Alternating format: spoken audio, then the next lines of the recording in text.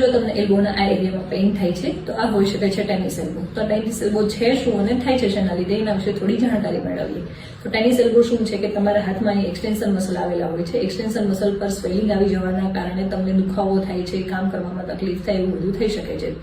તો આ કોનામાં વધારે જોવા મળે છે?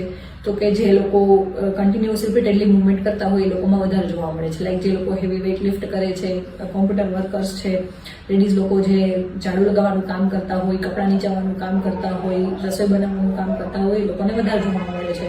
તો કે શું કામ? કે એ લોકો કન્ટિન્યુઅસ રિપીટેડલી મૂવમેન્ટ થવાના કારણે એના આ મસલ પર સ્વેલિંગ આવી જાય છે.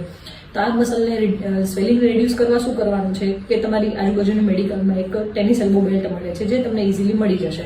એ પહેરવાનું છે અને જો સ્વેલિંગ છે તો તમારે ત્યાં આઈસ એપ્લિકેશન કરવાનું છે 5 to 10 minutes twice a day.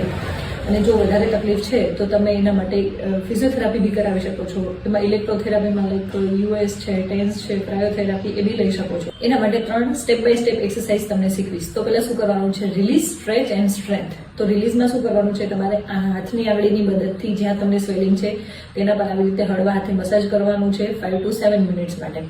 પછી સેકન્ડલી છે સ્ટ્રેચ. તો સ્ટ્રેચમાં શું કરવાનું છે? તમારો હાથ સીધો રાખી હાથના પંજાને આવી રીતે વાળી નીચે ખેંચવાનો છે. એના માટે તમને અહીંયા સ્ટ્રેચિંગ ફીલ થશે.